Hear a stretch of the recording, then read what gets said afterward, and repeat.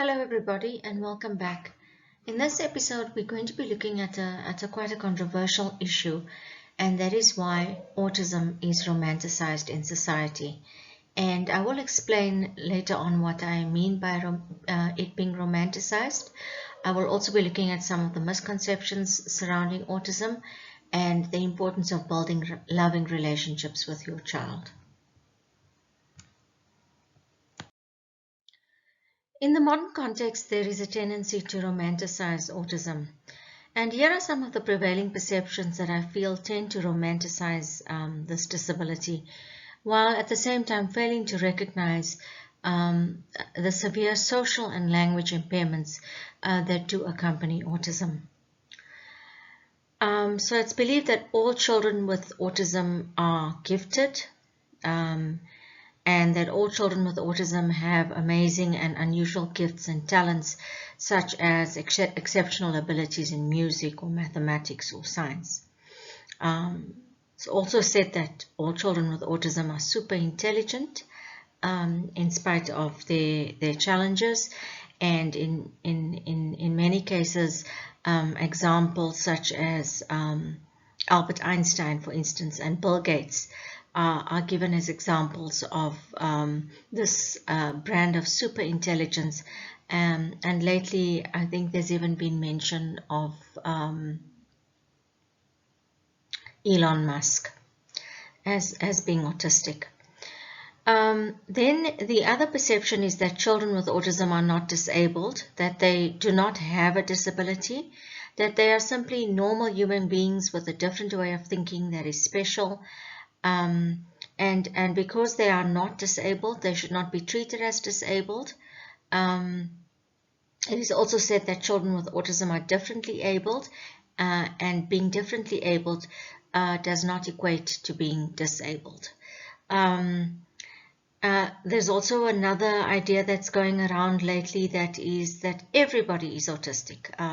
All of us, you, me, and children who have been diagnosed as autistic. We are all autistic in some way or another, and it's just a question of how autistic we really are. Then there's the idea that autism is a disease for which there are cures available, such as therapy, education, vitamins, and special treatments.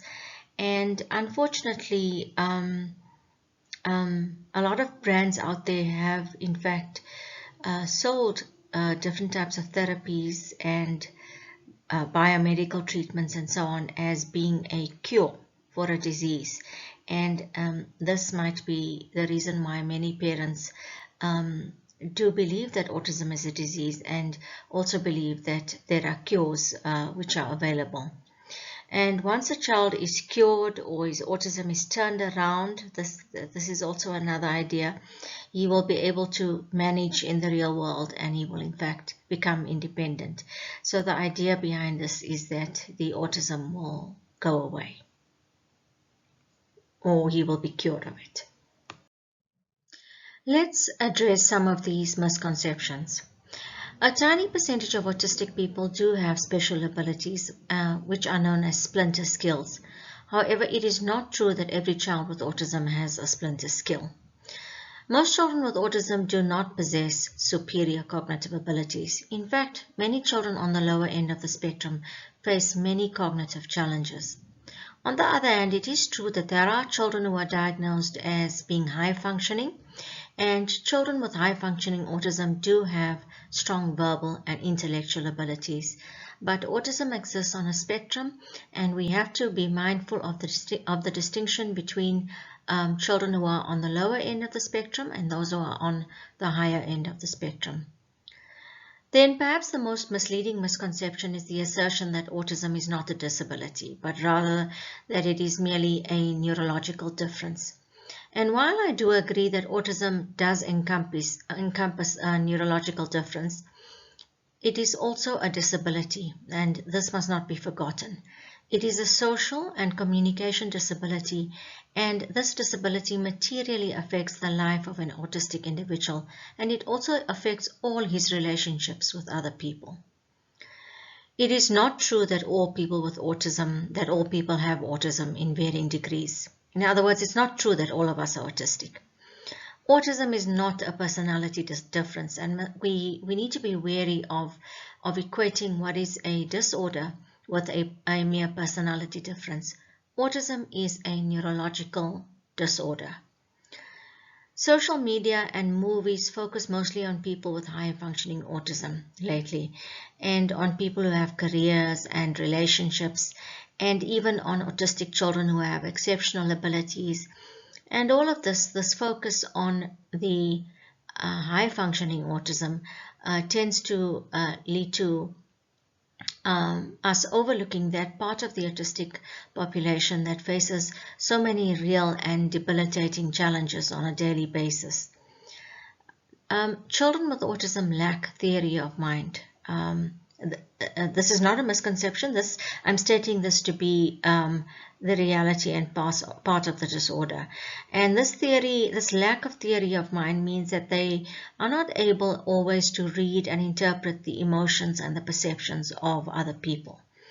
And so this inability, this kind of blinkers that they have on, which is part and parcel of their disability, makes them sort of very innocent and vulnerable in the world.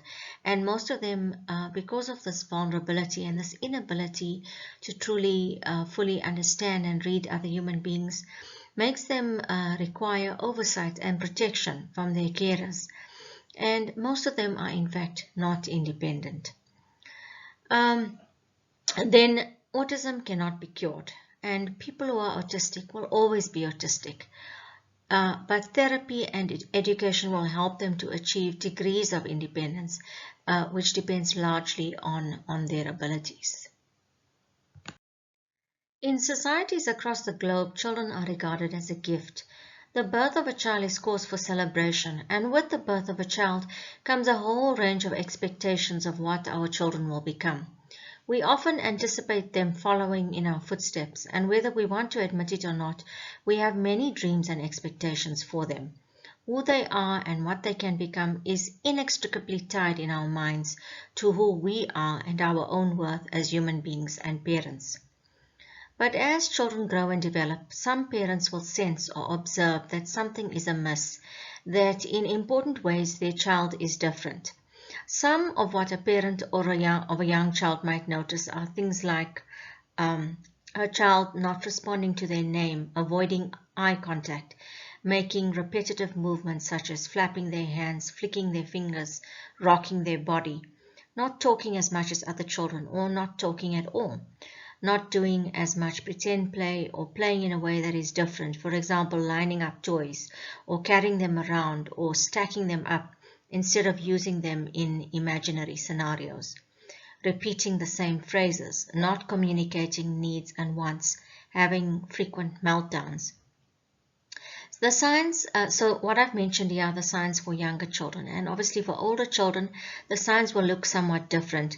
But the point I wish to make here is that before diagnosis, we spend as parents a lot of time worrying about the differences and trying to understand what is wrong. And this preoccupation tends to inhibit our relationship, tends to mar our relationship with our children, because we cannot relax and we cannot enjoy being with them, not as long as we feel and know that something is wrong. And life becomes overshadowed by an awareness that there is some difference, and this difference is something that we don't understand. So after diagnosis, things do change significantly. A parent experiences many different emotions after diagnosis. You might feel sadness or even grief. The life that you envisage for your child and for yourself is now altered by this diagnosis. You now have to come to terms with a new reality, a reality where you are living with a disability and where you have a disabled child. You begin to understand that your child may not be able to achieve the traditional milestones that we expect as parents, and or that he might only meet them much later on in comparison to his peers. The future for you and your child will be different than what you imagined, and it will also be uncertain. And you may worry about what is going to happen to your child in the future, and if he will be able to navigate a world that is filled with so many social demands and expectations. On the other hand, you may feel some relief because now you understand what is wrong. And with this knowledge comes the possibility that you can try to find ways to help your child. After a diagnosis, you begin to better understand some of your child's emotions, some of his behaviors, the reasons for it. For example, that meltdowns may be tied to his inability to express his needs and wants. And the more you understand, the more supportive you can be and the more compassion you are able to have for your child's differences. So having a diagnosis changes much in your life and much in your child's life in very material ways.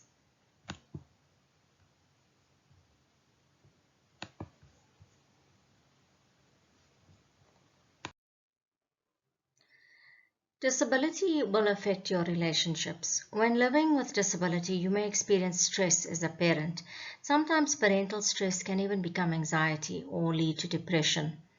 There are also numerous financial implications when you have a child with autism. In many countries, medical insurance does not cover the full burden of all the therapy or special schooling that your child needs. And in some communities and countries, no support at all of a financial nature is provided by the government.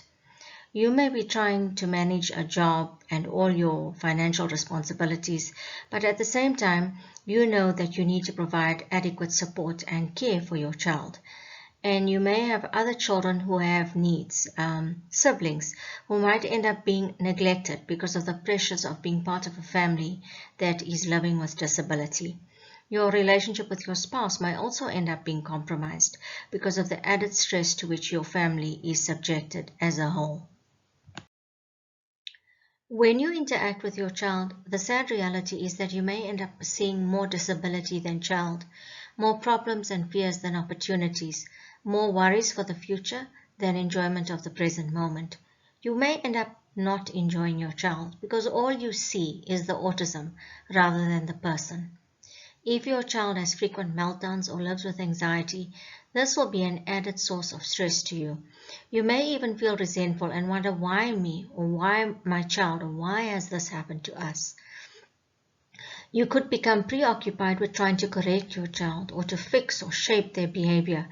This is a tendency to want to help your child. It is not wrong. It is not abnormal because ultimately you want your child to become more like others so that he is able to survive in the real world. But unfortunately, this responsibility that you create for yourself to change your child or to play a role in changing him will place a great burden on your relationship with your child. And in many ways, it hinders the ability of parents to create loving and accepting relationships. If you don't have sufficient support or respite care for your child, you could become exhausted and even experience a strong desire to escape. You may find that your family or friends or community does not support you in your journey with your child, and you begin to feel increasingly isolated because you do not share in the activities of this larger community as you once did in the past. So, what I'm highlighting here is not, I don't mean to paint a dire picture. I'm simply trying to show that the impact of autism is far and wide, both on the child with autism, on the parents, and on the family, as well as, with far-reaching implications for the community and extended families. And it does not help us to romanticize the disorder by platitudes or by words and phrases that prevent us from actually confronting the reality of what we deal with here. We live in a world that tries to glorify disability. There are many mantras in present times that accompany this perception. They include, for instance, the idea that disability is beautiful, that children with disabilities are special, that differences arising from disability are beautiful and unique, that a child with a disability is a gift to be treasured.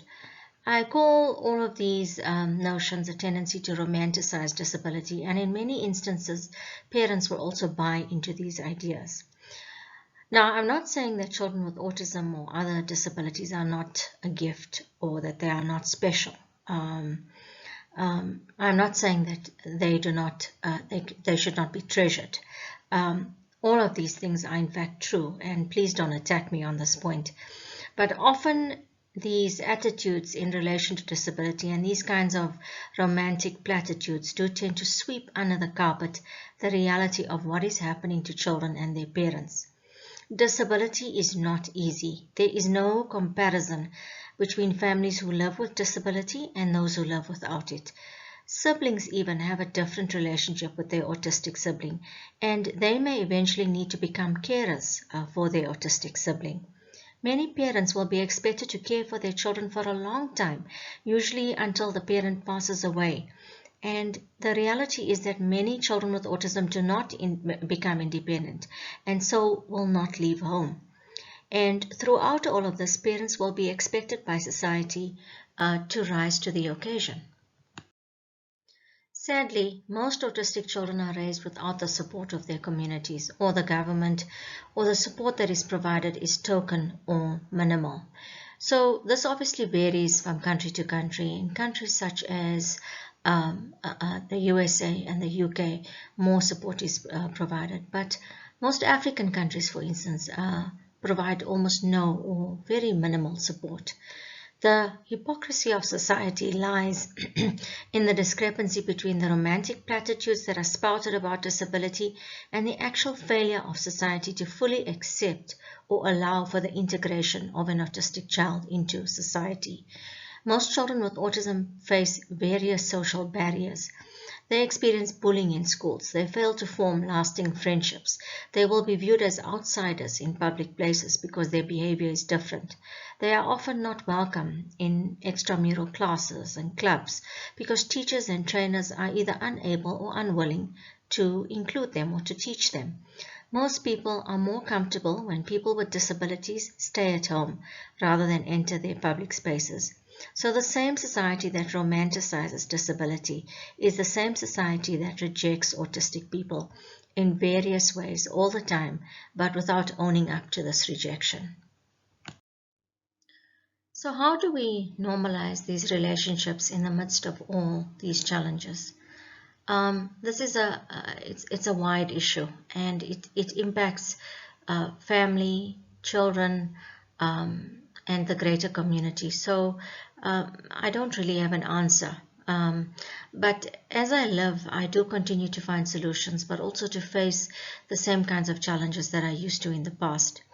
However, here are some basic suggestions. Firstly, we can try to normalize our own relationships with our children. Relationships begin in the home, and we cannot expect others to accept disability if we do not accept it ourselves. Where do healthy relationships begin? They begin with acceptance. We can teach our children and we can help them and get them all the help they need, but before we teach or help or support them, we must love and accept them without preconditions. Don't wait for your child to be better or to know more or to fit in or to be less autistic before you can fully accept and love them. Life is too short to follow this kind of road. And regardless of how many therapists, doctors, and teachers impress upon you the importance of development, learning, progress, milestones, know that the most important goal for you as a parent is to treat your child every day in your actions with love and acceptance so that they begin to realize that they are in fact fully loved and that they are accepted by you and that whatever difference exists does not matter at all in the greater scheme of things. What would this relationship look like in practice? It would come down to our actions and can include many things, and obviously what you do will depend on your child and what your child likes and what your child can do or enjoys doing. Firstly, be beside your children as often as you can and as often as is comfortable for them. For an example, they might be on the iPad in the evenings while you might be typing on your laptop. But the point is, be beside them. Let them know that you are there, that you are present, and that if they are willing, you are also more than willing to see whatever they want to show you. You are also willing to listen to whatever they have to say. And then here are some simple activities, that you could use in relation to smaller children, pushing your child on a swing, feeding ducks at a pond, building Lego together if your child, provided your child doesn't see it as a solitary activity, having coffee or milkshakes at a coffee shop on any day. Don't wait for special occasions. Go out and have fun with your child. Spend time with them. Let them know that they are not just a responsibility, that they are in fact a chosen, a desired friend and companion to you. Take your child to places in the community such as parks or the local library or the zoo.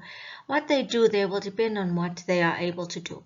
One child might be able to choose a book and read a book.